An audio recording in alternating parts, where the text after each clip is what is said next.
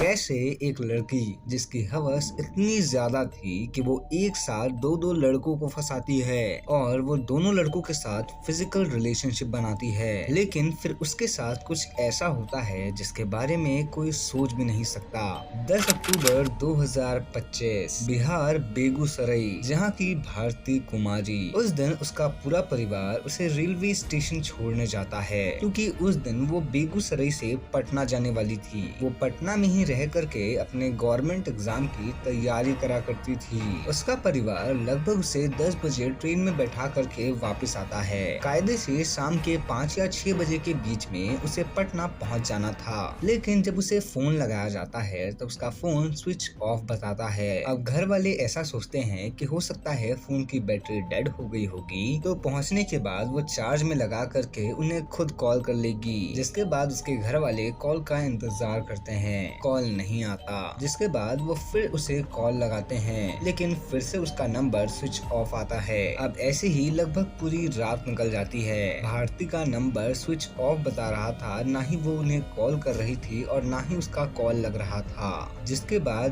दूसरे दिन उसके पेरेंट्स सुबह के वक्त उसकी रूममेट को फोन लगाते हैं और जब रूममेट से बात होती है तो पता चलता है कि जो भारती है वो तो उस दिन पीजी में आई ही नहीं। जिसके बाद उसके परिवार वाले काफी ज्यादा शॉक हो जाते हैं और वो उसी वक्त पटना के लिए निकल जाते हैं। अब पटना में जाने के बाद वो उसे उसके पीजी के आसपास बहुत ज्यादा ढूंढते हैं, लेकिन भारती उन्हें कहीं पर भी नहीं मिलती। जिसके बाद वो पटना पुलिस स्टेशन में ही भारती की मिसिंग रिपोर्ट फाइल करते हैं, लेकिन उस वक्त इलेक्शन चल रहे थे और इसी चीज की वजह से पटना पुलिस उस केस के ऊपर बिल्कुल ध्यान नहीं देती। जैसे तैसे मजबूरी में भारती के परिवार वालों को वापस बेगूसराय आना पड़ता है, लेकिन उन्हें उम्मीद थी कि पटना पुलिस पक्का इस केस के ऊपर काम कर रही होगी। धीरे धीरे वक्त बीतता है और 15 अक्टूबर 2025 आ जाता है। उस दिन बेगूसराय के एक खेत में एक इंसान को एक डेड बॉडी दिखती है। वो डेड बॉडी एक लड़की की थी। वहाँ पर के लोग पुलिस को बुलाते हैं, वो उस डेड बॉडी को इन्वेस्टिगेट करते हैं और उसकी फोटोग्राफ्स खींच करके सारी जगह सर्कुलेट कर देते हैं और बॉडी को फॉरेंसिक इन्वेस्टिगेशन के लिए भेज देते हैं। जिसके बाद बॉडी तो ऑटोप्सी के लिए चले जाती है, लेकिन तभी ये बात का पता भारती के परिवार को चलता है कि बेगूसराय के एक खेत में एक डेड बॉडी मिली है। जिसके बाद बिना देरी करे वो पुलिस स्टेशन जाते हैं और वो फोटोग्राफ्स को देखते हैं और उस वक्त वो पुलिस स्टेशन में ही रोने लगते हैं क्योंकि वो लड़की कोई और नहीं बल्कि भारती कुमारी थी। जिसके बाद पोस्टमार्टम यानी कि ऑटोप्सी की रिपोर्ट आती है तो पता चलता है कि जो भारती है उसके साथ किसी ने फिजिकल रिलेशनशिप बनाया था, लेकिन जोर या जबरदस्ती नहीं बल्कि भारती खुद उस चीज के लिए एग्री थी। जिसके बाद उसका गला दबा करके उसे मार दिया गया।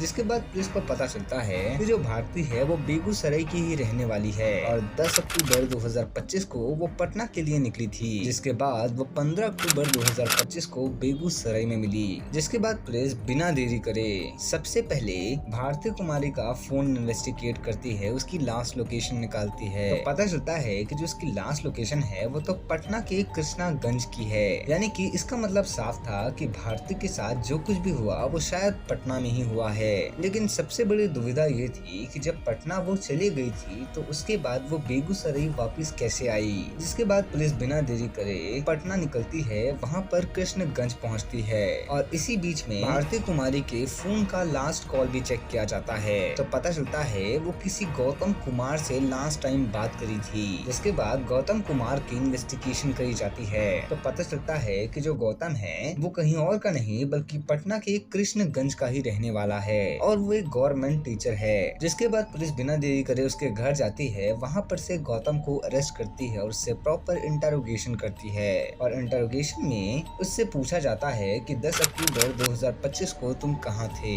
जिसके बाद वो ये बताता है कि 10 अक्टूबर को वो अपने घर में नहीं था बल्कि वो तो जॉब में गया था। जिसके बाद पुलिस वेरीफाई करती है तो पता चलता है कि हाँ वो वाकई में जॉब में गया था, क्योंकि जिस स्कूल में वो पढ़ाता था वहाँ पर के अटेंडेंस में उसका सिग्नेचर था और वहाँ पर के सीसीटीवी फुटेज में भी उसे देखा गया था और उसके साथ काम करने वाले लोगों का भी बयान ये था कि हाँ 10 अक्टूबर को वो उनके साथ था। लेकिन फिर भी सबसे बड़ा क्वेश्चन ये था कि जब गौतम जॉब में गया था तो जो भारती कुमारी और गौतम की लास्ट लोकेशन थी उस दिन की वो एक कैसे थी। जिसके बाद पुलिस बिना देरी करे 10 अक्टूबर 2025 की गौतम कुमार के घर के आजू बाजू लगे हुए सीसीटीवी कैमरेस की फुटेज फुटेज देखती है तो पुलिस ये नोटिस करती है कि जिस वक्त भारती कुमारी पटना पहुंची थी वो सीधा कृष्णगंज आकर के कहीं और नहीं बल्कि गौतम के घर आई थी। और ड्यूटी से फ्री होने के बाद जो गौतम था वो भी अपने घर आया था, लेकिन जो भारती कुमारी थी वो गौतम के घर से वापस नहीं निकली थी, बल्कि उसी दिन लगभग रात के 12 से 1 बजे के बीच में जो गौतम कुमार था वो एक मोटरसाइकिल में था और उसके पास एक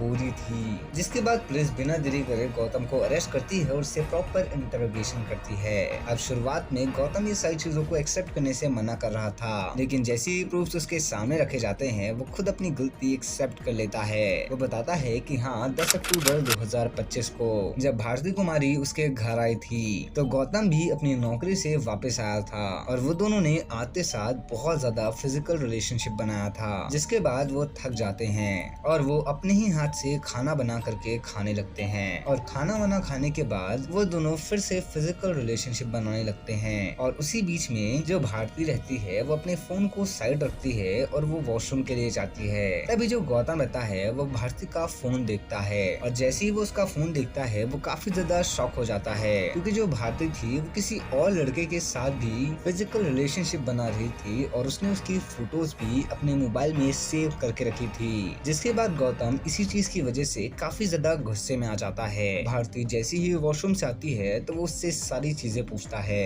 तो भारती कहती है कि तुम्हें ये सब चीजों के बारे में पूछने की कोई जरूरत नहीं है, तुम ये सारी चीजें भूल जाओ और फिर से मेरे साथ फिजिकल रिलेशनशिप बनाने लगो। लेकिन जो गौतम रहता है उसे काफी ज्यादा गुस्सा आ जाता है, अपने गुस्से को कंट्रोल नहीं कर पाता और वो भारती को मारने लगता है। जिसके बाद वो भारती का गला दबा करके उसे मार देता है। लेकिन अब उसके दिमाग में सबसे बड़ा क्वेश्चन ये था कि वो उसकी लाश को कैसे ठिकाने लगाए। जिसके बाद वो दिमाग लगाता है कि अगर वो पटना में ही ये सारी चीजें करता है तो वो जरूर फंस जाएगा और अगर वो ये सारी चीजें बेगूसराय में करता है तो जो भारती का दूसरा बॉयफ्रेंड है वो फंस जाएगा। और वो बिना देरी करे भारती को कृष्णगंज से बेगूसराय लेकर के जाता है और वहाँ पर वो उसे ठिकाने लगा देता है। हालांकि गौतम तो सलाखों के पीछे है, लेकिन आपकी क्या ओपिनियन है इस पर्टिकुलर टॉपिक के बारे में? आप अपनी ओपिनियन कमेंट बॉक्स में जरूर बताइएगा। बाकी आपको ऐसी ही क्राइम डॉक्यूमेंट्रीज देखना पसंद है तो हमारे चैनल को सब्सक्राइब करके बेल आइकन को सेट करना मत भूलना। मैं मिलता हूँ आप लोगों से नेक्स्ट वीडियो में।